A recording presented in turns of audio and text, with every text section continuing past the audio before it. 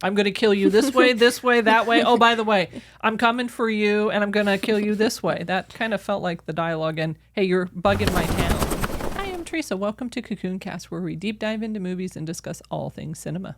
Hi, I'm Rebecca. Today we'll be discussing a new movie, A Haunting in Venice, and we also have a really special treat for you, an early review of the other new movie on this week's block, Dumb Money.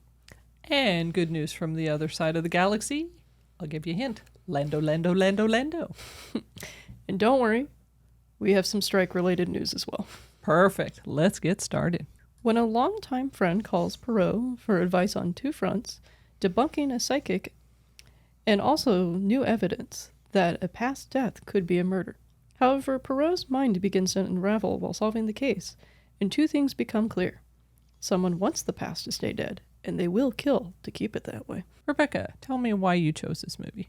I pitched this movie to our Cocoon Cast team because, as some of our viewers will soon find out, our team really likes the previous two movies in the franchise that's been created.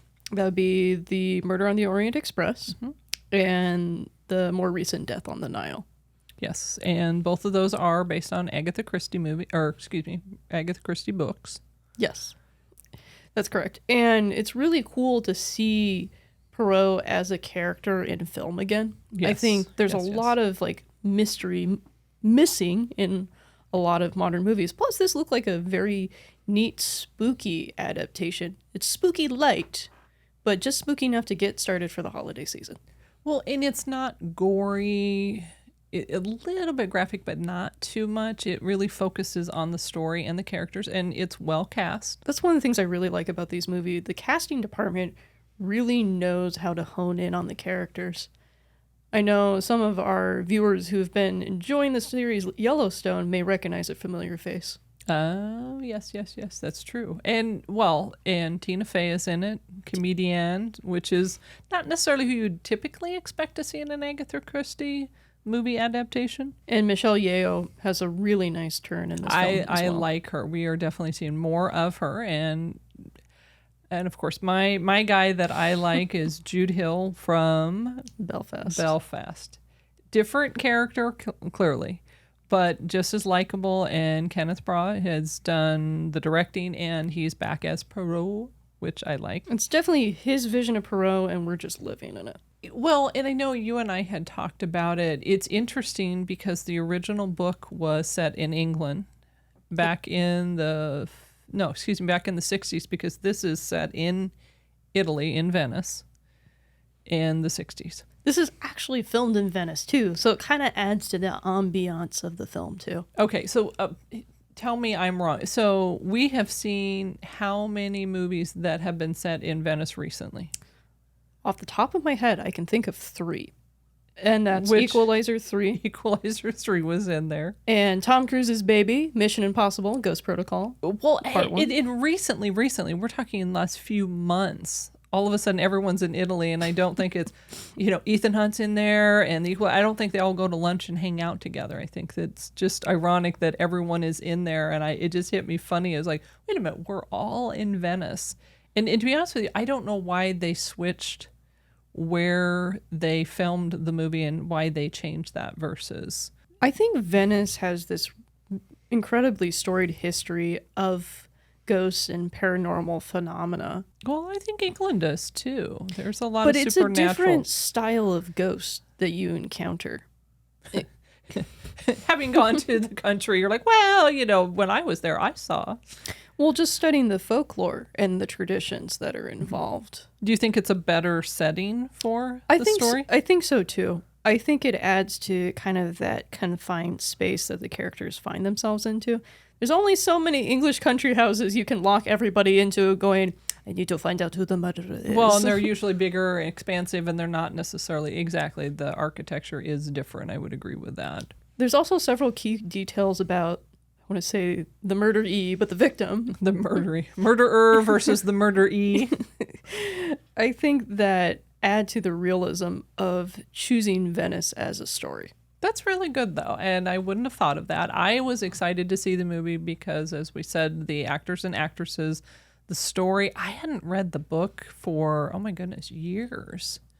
but I still remember them, and I agree with you. I think this has the potential in my mind to be a little bit better than The Death on the Nile, and I know you really liked the Death on the Nile movie. I know a lot of critics have said more recently, especially on social media, that they kind of feel like they unfairly praised Death on the Nile. I think Death on the Nile did deserve the praise that it got. Wow, that's pretty sad, though, to say. I liked it, and it's like, oh, maybe I jumped the gun just a little bit. I'm like, wow.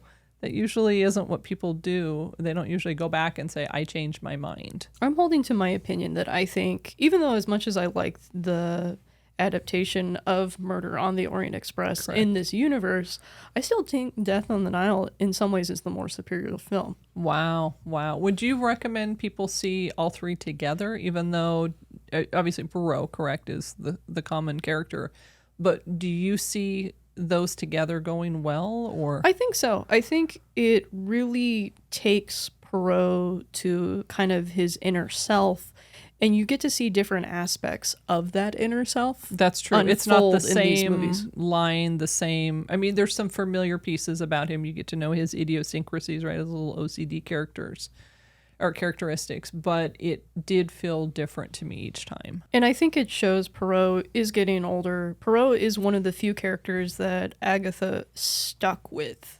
That's true. Well, and I remember years ago, and I think it was before you were even a thought, the PBS series. That's what most people think of when I say Poirot. That is, well, obviously other than the books, but in terms of character visually, I'm getting used to Kenneth Branagh at this point. But, initially it was like, we'll kind of see how this goes. And the cinematography, pretty fabulous. Haris Zambarakulokos. Oh my, hope you're saying that one correct. I really hope I am. This is kind of Braugh's all-star team. He brought back Hans for the cinematography, which I'm really happy to see. Yes. A lot of the visuals, even the most simple frames to me, feel very luscious in terms of color. The character placement was was a big deal for me in this one. There's one sequence that any other cinematographer could have just put flat character here, but I really like the positioning of it. It really created that kind of claustrophobic environment that we were talking about.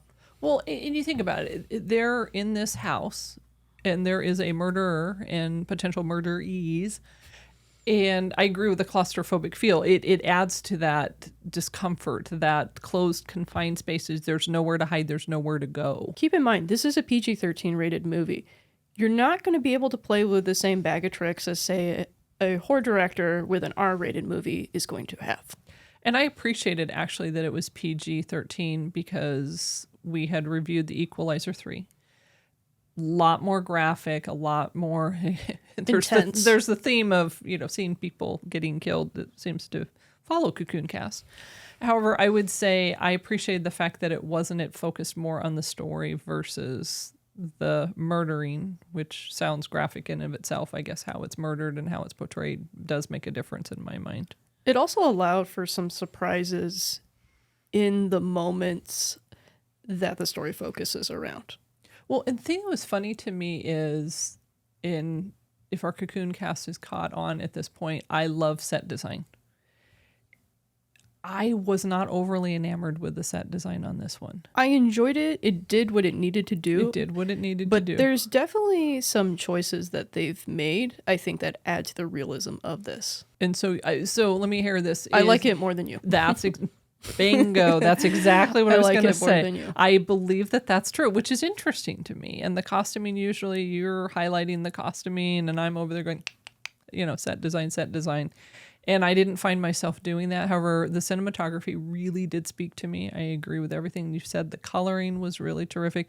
The music was good. It was funny because some movies, the music stands out and dwarfs the actual movie. Didn't feel that, but it wasn't overly memorable to me. That was my key thought with it. I love Hildur Guðnadóttir's work. I was really surprised not to see Patrick Doyle on this film. Mm-hmm. Normally that's Braugh's longtime collaborator when it comes to music. Sure. But Hildur's also worked with Denis Villeneuve, we've got to practice saying that 3 times fast, right? Yeah, I got to especially practice that, especially before Dune, which is what most people know him for. That is true. She's previously worked with Dennis on Arrival and Prisoners. And your movie Tar that you really enjoyed. Oh, that was fantastic. Yeah, no, we saw that Hilder too. did a really good job of developing the music as an encompassing but also inviting presence in those films. And I felt like that was just kind of missing here. I agree with that. And we did see it in Dolby Cinema, which did make a difference. I know there were sounds and some parts of the music, but mostly sounds and voices that were coming from different parts of the theater as a result of the Dolby Cinema. Did you experience that from where you were sitting as well? Yeah, I think if the audio mix had been compressed, I think some of the effects of the choices that have been made and also the responses to the characters would have been less understandable. Mm-hmm. Well, and I just enjoy this franchise an awful lot. And I was very excited to see this one. I'm not sure if they have a fourth one in the works, but I actually hope that they do at this point. Well, maybe if Michael Green finishes his work on BioShock, maybe we may see another one. That would be great. Do we have any questions from the box? Given that this is the third installment of the Pro series by Kenneth Branagh, does it feel cohesive? Does it feel like a copycat of each episode or movie? Or do they feel different and distinct and keep your interest? I think there's definitely a noticeable difference with this one, especially considering the reliance on spooky tropes, if you will. That's a category, genre, spooky tropes. I would agree with that. They all felt very different to me. The thread obviously is Poirot, but as we said earlier, the different aspects of him, though it's consistent and expected, it's not overly like, oh, he's going to do da da da. But it helps that we like the character and we have some love for the character to start with, I think. I think part of the fun is finding the things that are similar and it's like, okay, how do they twist it in this one? That's a good point. I like that. Do we have any questions from the box? After The Death on the Nile, which was the previous installment, arguably flopped in the theaters, do you think this installment will do better? I think the fact that they're not rescheduling this 3 times, the fact that they haven't had to do any major reshoots with the story, and also everybody who wants to go out and see movies now will help it. I think it's definitely going to get a nice noticeable bump, and people now have time to see the other 2. Well, and Death in the Nile was originally scheduled for 2019 and was pushed out to 2022. And arguably our world was in a very different place at that point. Also doesn't help that you had one of the lead actors in a huge scandal at that point too. That's true.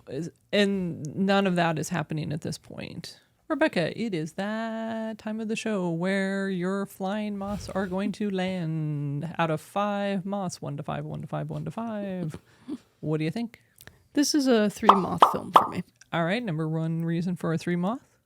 I feel like Branagh is inching closely to greatness. He's not there yet, but it's a pretty solid film. Wow, okay, inching to greatness. My moths would land slightly higher. I would say 3 and a wing. And for me, because, again, love for the characters, it's to me, it's an above average movie. Because of the cinematography, the acting, of course, right? Jude Hill, I really like him. Kenneth Branagh. And Tina Fey, I think, added a really good comedic element to it. The screenwriting, to me, was fun. There was humor in it. And so for me, I would add the extra wing for that reason. Rebecca, do you think the average Anthony, average Tina would enjoy this movie? I think the average Anthony, if you're looking for a nice spooky night out without too many jumps and thrills and scares, this is a good way to dip your feet in and have some fun. Well, and I think it's a good date night movie, right? Kind of it's definitely not a rom-com, but I would say, who you're sitting next to, hold their hand, squeeze it a little bit tighter, but it's not nightmare worthy.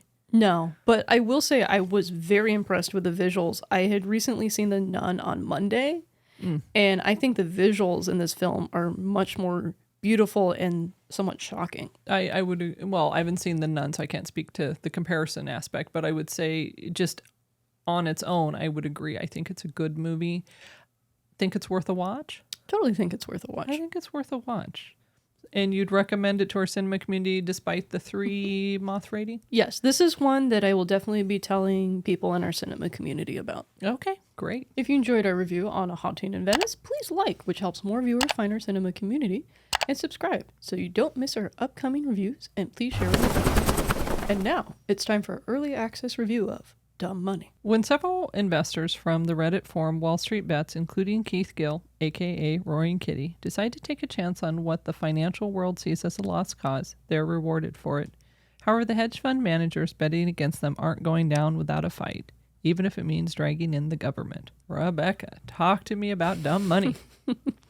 Not so dumb after all. I really was excited to see this, considering the uproar that occurred after the short squeeze with GameStop. There was a documentary we watched, I want to say last year.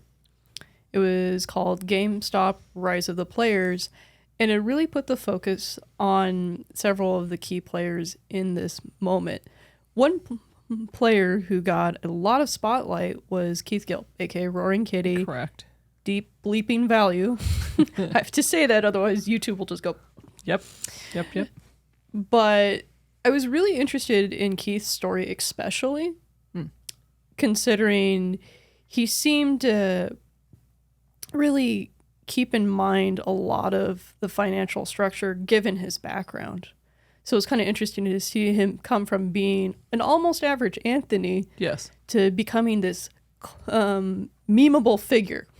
Well, and people followed him. They believed in him that GameStop would be something. And he is. He's just a typical guy. He's in Massachusetts. His story, his sister had passed away recently. Middle-class family. I believe his dad was like a truck driver. Just really, married, young kid, having fun. It's just hilarious because he knows stocks. He has a degree in accounting, so there's some background for him. But he, puts on the cat shirt, and he's got the little hang in there baby poster. I mean, everything is all cat. And he's over there talking stock tips. Keith's like a lot of people in my generation. We received education. We went out in the world expected to be immediately rewarded because, that's what we grew up with. You get a college education, everything will be fine. Everything will be fine. That's the mantra, right? They'll be taken care of. And Keith finds himself in this industry that's kind of having a massive turnaround. Correct. And I think that's the story, the underdog story. And to be clear, this movie is not only about Keith Gill, although the documentary focused on him a great deal more. This movie, Dumb Money, has several different people that they follow, including his brother. His brother is played by Pete Davidson. So that was, yeah. If you're looking for some chuckle-worthy lines, Pete delivers. Well, and I appreciate his parents are in there, although briefly, but the brothers, the back and forth, right? I have 2 brothers, so I appreciate the little bit of the bickering, the competition, and one is successful by the world standards. The other one is less successful, relying a little bit more on mom and dad, and the conflict that they have, but how they come together after the passing of the sister. And as he's going through with this GameStop situation, and I'm trying not to spoil it too much. However, I would say I liked that about the movie, that he was rooting for him, even though he realized it focused Pete Davidson's character, his brother, focused more on magnifying how he wasn't successful. I think the movie was very successful when it focused on the relationships that the character Keith correct was interacting with. Well, and his wife, the relationship with his wife was really positive, wanting to be a good dad. I could really feel the dilemma that he had around this. I felt like sometimes the movie didn't know what it wanted to be. It felt kind of disjointed to me. And part of that is the character arcs you see all these other characters go on following Keith's advice. Correct. So the characters are actual real people by name. They named them. They talked about how much they invested and then whether they made money or not at what point. So the characters are real people, and you felt that disjointed the movie. Is that correct? I think that I really enjoyed seeing that, but I feel like they were almost an afterthought in some ways. Okay. And I felt like if you're going to give Keith this much attention, Yes. I feel like the other characters I'd like to know more instead of just offhandedly in a dialogue, oh, my husband left me. Oh, this happened. I wanted to see some more lived in moments, I guess you could say. Mm-hmm. Well, it's interesting too, because you're saying, here's what I'm hearing you say is the relationship was, I don't know, more important. Is that accurate? But the relationships were either equally or more important than the actual money won or loss. Is that correct? Yeah, I feel like the focus was on, I'm getting money. Oh, I'm losing money. And there was moments. But it's in the title, Dumb Money. But there was moments where that almost happened. There's, I can't remember America Ferrera, who she's portraying. Correct. But there's one moment where she's at a gas station and she encounters somebody. Oh, right. And I thought that was a really nice, simple, touching scene that gave me a glimpse into that character's psychology.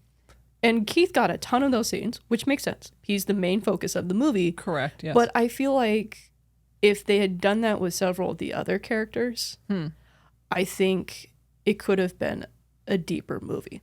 That's interesting. And I agree with you. I like the story and the fact that they're true stories. Of course, they have a backstory.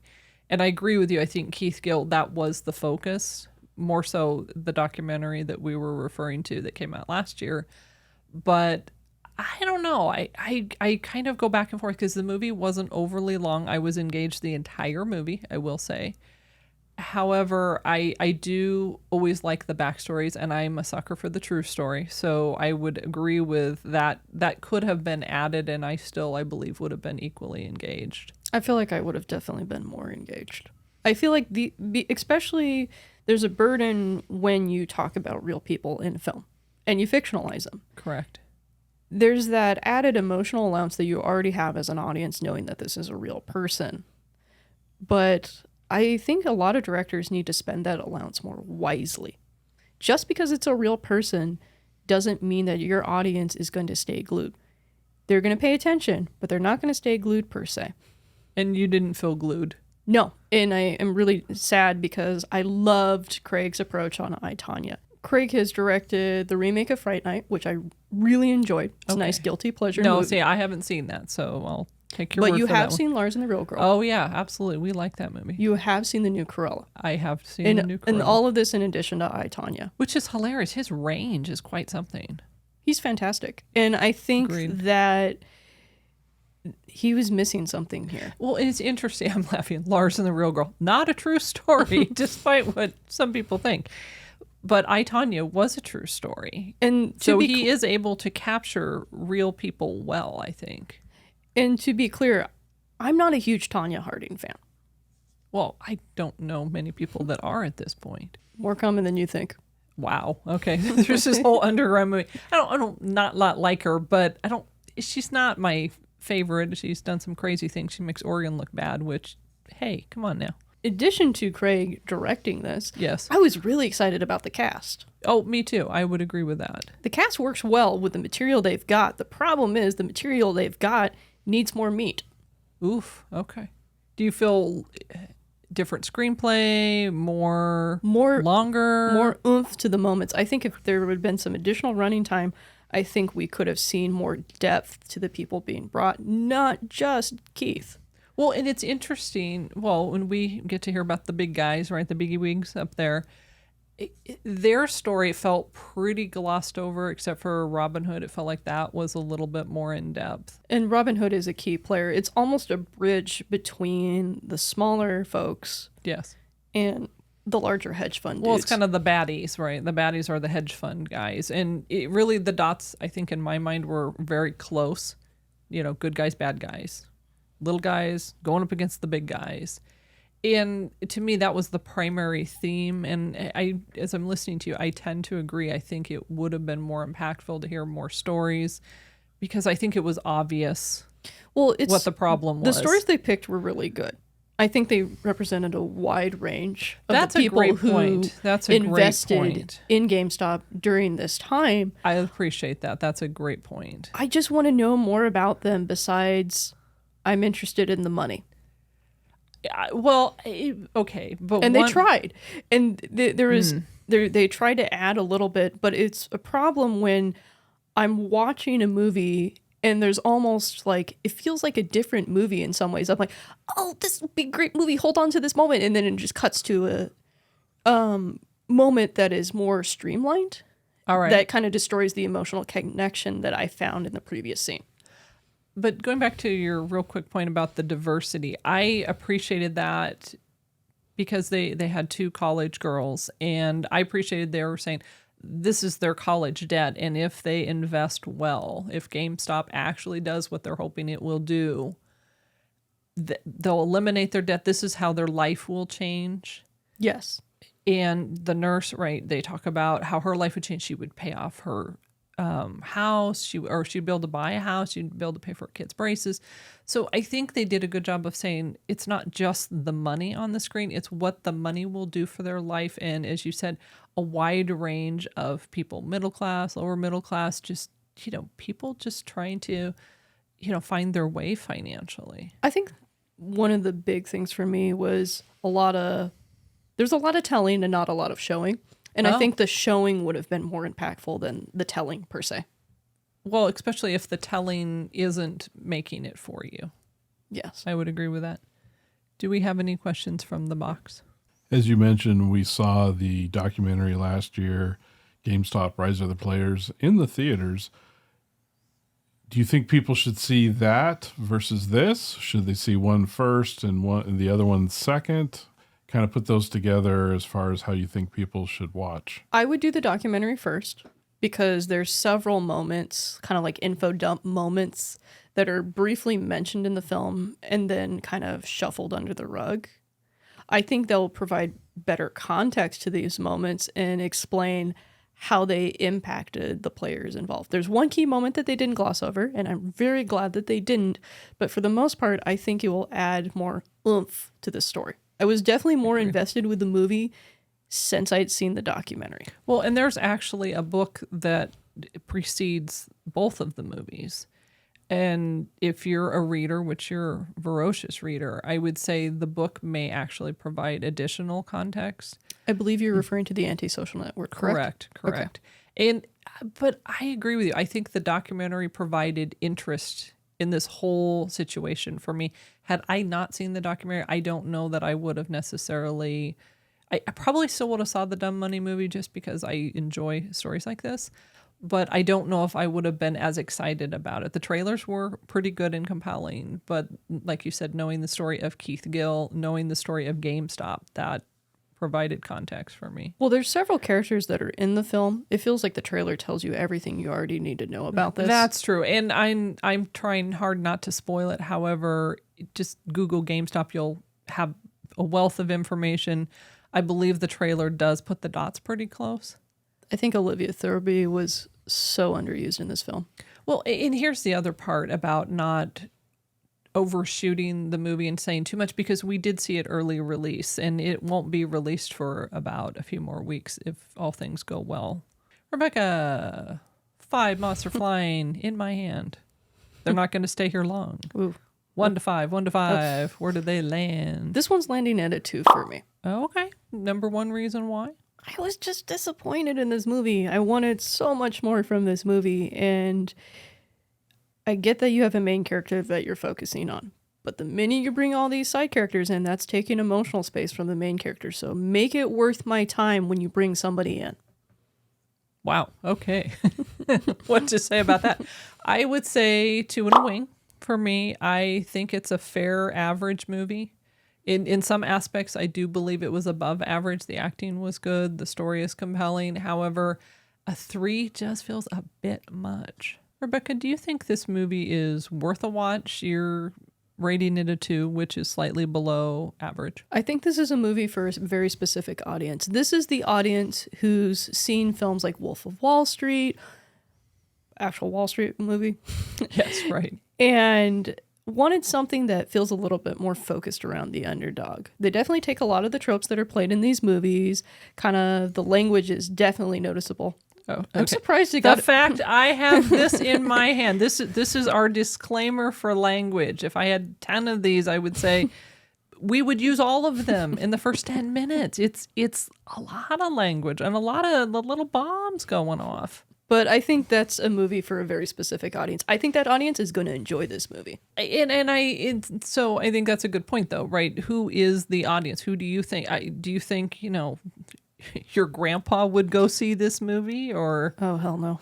yeah, right. Well, right. And I would say if you're sensitive to that, which understood, if you're sensitive to that, this is not the movie, I don't think, for you. Plus, there's a lot of hip hop, really explicit music, and to set the tone. I understand they were trying to set the tone and be a little edgier. It's a specific trope, especially in these movies nowadays, too. I would agree with that, but I would say, is it worth a watch? I would say it is. However, if you like the story, meaning you want to follow the GameStop story, you like Keith Gill, you like all of those, the underdog story, I would say I think the documentary might be a little bit more universal. And from you, it sounds like that's a much better version of this story. Is that correct? I think so. I think this is going to put you in the mindset of one specific person, but I think the documentary gives you a better overview of the situation. Rebecca, today we are not sponsored by Robin Hood? Boy, I don't think they like us either. We are not sponsored by GameStop, ironically. Ooh. We're doing a movie. We're talking about their stock. We're talking about Keith Gill, the man who has helped them survive. Do you think they want to sponsor us? I would love to sponsor us, but I'm a little biased. Exactly. They don't want to sponsor us. But let's talk about GameStop. They've been around for a while. They've been around since 1984. So you realize that means I have grown up in a world where GameStop has always existed, right? That's frightening. Well, I'm a teenager, and I don't remember GameStop for a while. Maybe that's why they're not sponsoring us, because I'm like, I don't remember them. But nonetheless, they started in Texas. Everything's bigger in Texas, apparently. Exactly. In Grapevine, Texas, which apparently is a suburb of Dallas. I'm not from Texas, so I didn't know that. Everything's bigger in Texas. Grapevines and GameStop is bigger. Mutant Grapevine starting game stores? Oh, that's bad. Which is great about GameStop because they are the largest video game retailer worldwide. Do you realize that they are not just in America? Oh, that's awesome. Yeah, I know. I thought so too. So they have over 4,000 stores in America. They have survived. They have bypassed Blockbuster, which is quite fascinating. They have stores in Canada too. Nice. Nice, eh? They do. Check that out. They have, which is hilarious, they have 216 in Canada, but they actually have more in Australia. I wonder why that is. Actually, I that's have no idea why. If they would sponsor us, if they would return our calls, maybe we could ask them that question. But they won't. Call them on Monday. Back on calls. And they have 829 in Europe, including Italy, too. Oh, okay. Yeah. So let's say you... One more thing in Italy. GameStop! Let's say you're sick of being haunted and just want to pick up a video game. Ooh. Well, and they started off, different names, different, entities and things. They became technically GameStop in 1999, after you were born. So there was a world, technically, without that. So think about this. Do you think they're a big company or a small company? I think they're, well, okay. Their stock went kabloogie, like, up until recently. So I think they're a small company. They are huge. Huge! Oh, I walked Their into revenue in 2022, $5.93 billion with a B. Holy schnook. I know. And you're thinking, oh, they're probably this little, you see them in the mall or something. You're like, oh, they're that little store. And they're like, holy cow, they're huge. They're big with a B. Yeah, that's pretty big. And employees, 11,000 full-time employees and 14 to 27,000 part-time employees. Where'd the rest of them go? That's what I'm thinking. I'm like, how do you lose 13,000 employees? But then I thought, oh, maybe the seasonal, maybe around Christmas. Okay, I thought we were having an accounting nightmare over here. Oh, yeah, I know. How have they survived when they lose 13,000 employees? I just thought that was funny. I thought, okay, interesting. Somebody walked off their lunch break and did not come back. Exactly. And so they acquired Rhino Video Games, which I think you've heard of. I remember Game Crazy. That was the one that I remember. Well, apparently Rhino was part of Blockbuster, and I don't know if I don't know if we use the B word around here, that they went away. They disappeared. Oh, and I love this one. Your dad would appreciate this. They acquired 163 Radio Shacks. As like a as an option for their company? Or? Oh, that's interesting. Yeah, I thought what an interesting portfolio they have. They did Blockbuster, went away. Radio Shack went away, but yet they still are in the billions. So somehow they're making good investments somewhere along the way. They acquired some AT&T stores. What? Yes. Okay, that's weird. Yeah, like over 500 AT&T stores. Fascinating. Does AT&T really need them though? Apparently so. Something. It's just their portfolio is kind of interesting. They have 32 subsidiaries under their big, financial umbrella. And you know this. They have partnered with Funko. Yes, I get some of my Pops are GameStop exclusives, including. Oh. But wait, there's more. You have another one. You have a new Funko. I do. Do you want to pull out yours too? Okay, let's do this. Oh, look. Oh, she's attached. Oh, my goodness. Did you get the schmutz off? Yeah. Oh. And look at this. Look at this. They like GameStop. But no. Look at this. We were promoting one of their partnerships. We're like, their guy, Keith Gill, he loves them. You think they're going to sponsor us? No. She's saying no. She's saying no. Okay. And we even have our box man is a Funko. It's the only sneak peek you're going to get for a while, people. Be happy. Okay, let's sneak peek him. Oh, look, there he is. You're facing him backwards. Oh. Is he going to... Oh, there you go. Quick glance. The hot guy from the box. Look, he fits in a box now. He's like, he came in a box. There's like a theme around here. He's always in a box. But we'll put him back on the shelf because this is how he wants to look. Oh, there he is. Okay. He'll sit by me and he'll make me look really good. So we thank GameStop for not sponsoring us, but we do like the Funkos and we are happy that your stock price went up. If you have seen A Haunting in Venice or the movie Dumb Money and want to watch or share our review with a friend, head over to our companion channel, Cocoon Cast Clips, where we take this show and cut it up into bite-sized clips. Perfect when you're short on time or just want to share a snack-sized review with your cinema community. It's that time of the show where we want to hear from you. We want to see you outside of your favorite movie theater with your cinema community. So please send your photo to hello@cocooncast.com. Be sure to tell us who you are and what movie you're going to see, because we want to showcase your cinema spirit. Now let's talk about some of the cool comments we've been getting, Teresa. Great. First up, Joe Jetski commented on our review of My Big Fat Greek Wedding 3 and Equalizer 3, also known as My Big Fat Equalizer! Bam! Here's what he had to say. Oh. As far as My Big Fat Greek Wedding 3, I wasn't a huge fan, but for a date night rom-com with the wife, it was fine. Oh, he watched both of them. Check this out. I am also a huge fan of Denzel, go Denzel, version of Equalizer, so I found this movie satisfying. I wonder if he did that with the date night. Oof, I think 2 was better of the franchise, and I thought some of the characters in 3 were forgettable. Oops. I still had a good time, and I think it's one for the fans of Denzel or the franchise to see. Denzel gets butts in seats. I'm telling you, this man is bankable. Well, and it's true, though. This movie, originally, English guy, not in Italy, back in Italy. Everybody's back in Italy. I'm telling you, very nice vacation spot. Exactly. So I think Joe Jetski's right. I didn't see 2, so you're comment on 2. What do you think? I definitely agree. 2 is the best one so far. All right. Better than 1? So, all right. So what's the order? So 2's the best. What about 2, 3, 1? Oh, wow. Okay. Well, I just laughed because it sounds like Joe Jetski went to the rom-com with the wife and he was like, it was fine for a date night movie. I'm thinking, is that what the wife said? Is that what Joe Jetski said? And then I'm just kind of laughing because then it's like, 2 was good. 3 were forgettable. And Equalizer, I'm wondering if he did My Big Fat Equalizer 3. And, it's kind of like I keep wanting to say Bridezilla. Barbenheimer. We're starting a Barbenzilla. I was just laughing. Barbie and the Godzilla movie. Pair that together. Oh. Now, would you agree that the characters in 3 were forgettable?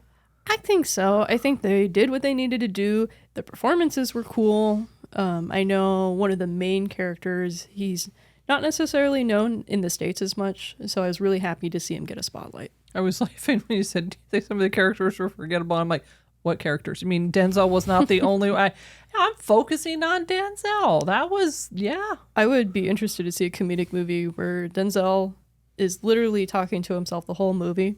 And the end of the movie, you find out he's actually talking to real people. Well, and there was dialogue for sure, but it you and I were laughing about John Wick 4, where how much dialogue was actually said. I felt that there was minimal dialogue in this movie. Yeah, but John Wick's dialogue is very economical in terms of screenplay space. Correct. It tells you one of three things: what you need to know about the characters, how John's going to react to this, and number three, it's world building. And what would you say about Equalizer 3? I'm going to kill you this way, that way. Oh, by the way, I'm coming for you, and I'm going to kill you this way. That kind of felt like the dialogue. And, hey, you're bugging my town. Definitely bugging my town was a big one on the list. That was a big theme, right? I think it was attempted. I just think it was, the performances were a little dry in that regard. So you would agree with Joe Jetsky? Yeah, I mean... Okay, once again, bringing up John Wick, to me, John Wick's kind of like the standard for these kind of movies. Okay. There are characters in John Wick that have like 2 or 3 lines at an awesome action sequence, and everybody wants to see him. In fact, one of the minor characters in the newer John Wick film is getting her own spin-off due to how popular she was. Oh, wow. Well, and Denzel keeps getting these, and I had read, they're done, no more. Are you kidding me?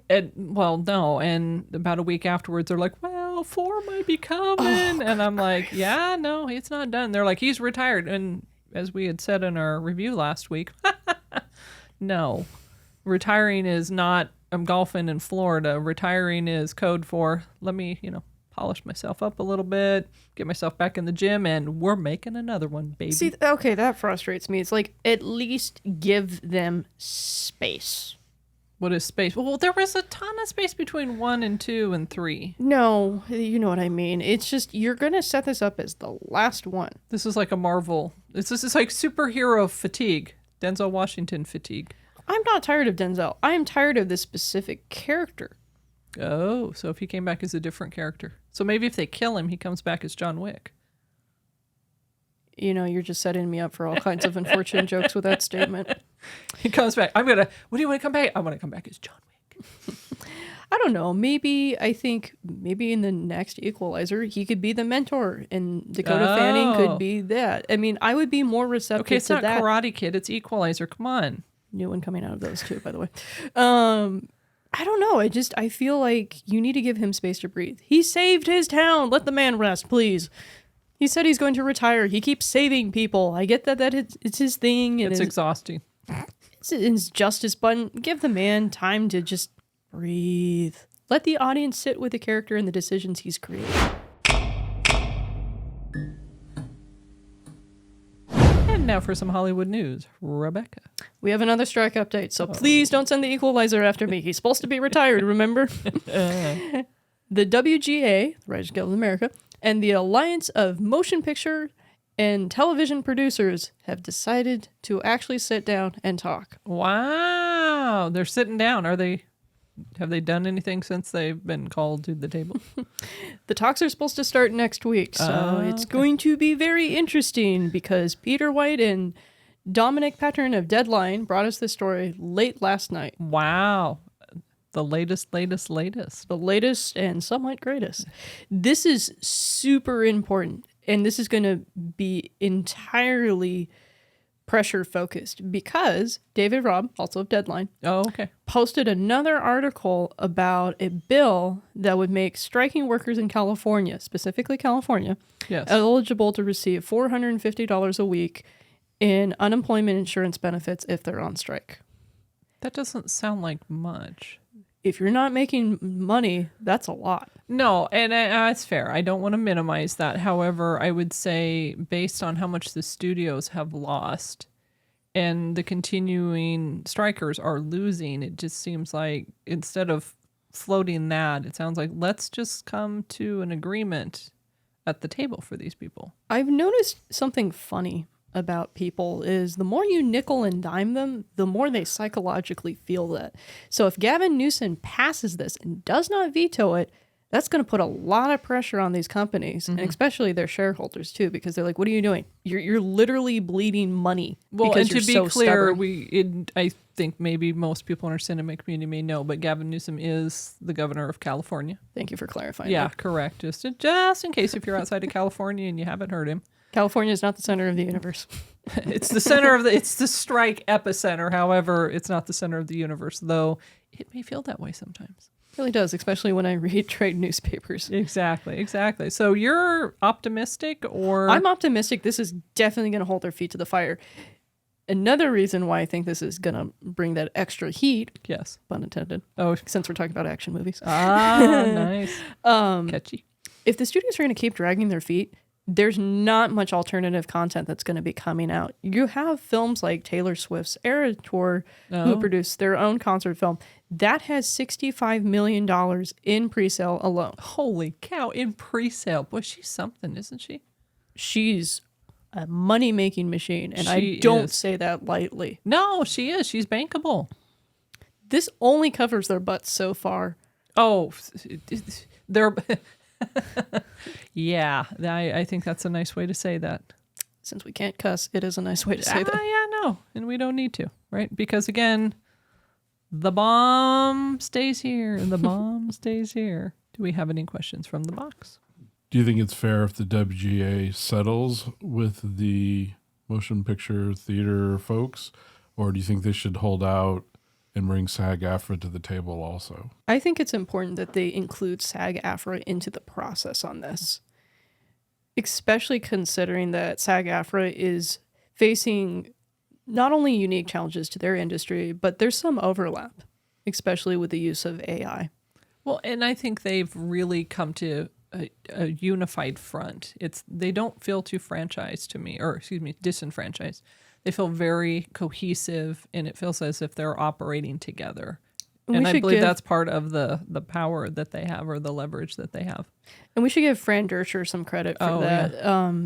Fran has been very vehemently vocal about what the studios will be taking away from everyone. Oh, and Fran Drescher started from the very beginning. She's their union president, and she has really been, like you said, outspoken and very clear, and she's not soft. No. She's like, hey, this is really what's going on. This is really what it's going to cost you. And I think she's done a really good job of unifying them and talking and just being really honest. She's not sugarcoating it. She's not minimizing it. I think she's really capturing what's really happening. All right, Rebecca, you ready for some fluff? Fun and fluff? Let's get to the fun side of the force, baby. Lando. I'm excited about this one. Deadline is reporting Anthony D'Alessandro. Oh, our not so average Anthony. Or not so average. With that name like that, he is not so average. He is reporting that Lando was first announced to be a series. That's correct. Spinoff from one of your dad's favorite movies. Solo, which did terrible in the movie theaters, which surprising to me. I actually enjoyed that movie, but I may be also desensitized because I've seen it 5,000 times. I think you're desensitized. I think I'm desensitized. Rebecca, tell us a little bit about Donald Glover and his contribution to this. Donald Glover has been the key creative spearheading this project. Donald originally portrayed Lando Calrissian in the spinoff Solo, and a lot of people really got excited with his performance. His performance was really good. And it was really a testament to Donald's acting ability. Yes, agreed. That I got excited to see him knowing that he's a good actor. I've watched him on Community. Yes. I've listened to his music, and he's a pretty interesting creative force. I do not know his music. Well, and I laughed because the first time I heard him, I'm thinking, is that like Danny Glover's son? And I remember relation. You're like, no. Different Glover. Different. How common is Glover as a name? How many people do you know with a Glover name? Well, there's a politician in one of our immediate areas. Oh, that's true. All right, that's fair. Fine, there's one. I think it's really cool to see this being carried through. Now, I was really excited even when they announced Justin Simien. For those of you who've come to know Justin's work more recently. He directed the new Haunted Mansion movie for Disney. After reading his interview with Hollywood Reporter, I became really excited to see where he would take Lando Calrissian. Unfortunately, he was too busy with Haunted Mansion, so he decided to step back and leave the Lando duties to Donald and his brother Stephen Glover. They've worked together on Atlanta, very popular FX series. Well, and his brother is primarily a writer, correct? He is not an actor, from my understanding. That's my understanding as well. Oh, okay. But you never know. Might be have a cameo somehow. Well, in the movie is different than the series, and I know some of the comments are, what's the advantage of having a 2-hour movie versus a 6-hour series? I think a 6-hour series allows you more depth for the characters, but if you're having a very streamlined story, a movie gives you more space to act in that story without losing your audience. Do we have any questions from the box? Do you think, looking at Marvel, Star Wars, where we've got these streaming platforms with these breakout stories, do you think that's hurting the main properties, or do you think that's bringing people closer to the properties? I think there's a certain aspect of timing and an aspect of too much. If you're going to bring a side story for every character, give it some space. Don't throw a series at me every season of the year. Maybe 1 or 2 a year. Well, and I think we have to think about it in terms of financially, that's how they have to do it almost. It's almost like every season we have to have someone. I'm just wondering how tired people get of characters where you literally have to do, 6-part series or 1 season or 2 seasons. Are people literally that short attention span where it's just like, oh, yeah, I'm good, I'm done, thanks, I know enough? Well, the thing that really shocked me was when we went to go see Multiverse of Madness, that was the newest Doctor Strange film. Sure. I went with several people multiple times. Yes. And every time I went with a group, there was always somebody who had not seen WandaVision. And that's a core... What are you saying over here? The one time I went with you, and I don't think I'd seen parts of it. However, yes. I think that there's character growth that's made in these series, which is nice. But for the rest of the wider cinema community, I think it won't be appreciated as a story. I think one of our YouTube channels that we follow quite regularly actually ran into this problem where they're pumping out content too fast, that they're losing subscribers because of the quality going downhill because of that. And I think if more time and effort are put in these series, I think they'll be more impactful and the audience will appreciate the journey more and want to jump on board as well. Well, and I wonder, how do we say this? I wonder how much... We're talking about, the watering down of the franchise. I'm wondering how tired people will become of just everything in general if they just say, well, I'm just done with it all. Because if you're banking on one franchise and every subsidiary or every, subplot, everything, at some point, I just wonder if you're just tired of the whole thing and you put everything in it and their audience says, I'm done. That's a huge risk in my mind. Especially considering how many of these stories are increasingly connected to each other. It's not, here's 2 films, then there's a wink and nod in the third. It's, you will miss something and it will be something big. It won't be something small. That's correct. And I do wonder where that goes. But apparently, most of these movies are doing really well. The shows, you were saying Mandalorian season 3 is not doing as well. That's correct. However, I don't know. I just wonder where these are going. And I enjoy, like you said, character development. Some of the side characters I enjoy as well. However, it feels too heavy, and I'm starting to feel the fatigue personally. And I skip several of these, and I'm still feeling it. And it's really rough for me because these are franchises that I enjoy, that I want to soak myself into, that I will spend hours at a time and day just catching up. If I get to the point where I'm tempted to watch a recap video on what's going on and not actually watch the actual show, you have a problem. Well, and I think you're the audience, the one who loves all of these and wants to see more, and you're starting to feel the twitch. I know for me, I am slightly less attention span, and I use the term loosely, that I'm like, I kind of pick and choose, and they may say, hey, well, we've got lots of variety for you. That's really good. I don't know if that's good. It means if I'm picking and choosing, I may pick and choose outside of your franchise. Thanks for joining us this week. We're always excited to create experiences to bring our cinema community together. Next week, we're excited to be reviewing The Expendables 4, and for our Retro Rewind, the first Expendables movie. Okay, please like, subscribe, and share our channel. And if you enjoyed this show, you might want to check out last week where we reviewed My Big Fat Greek Wedding 3 and The Equalizer 3. Remember, cinema community movies are better together. Thanks for watching. See you next week.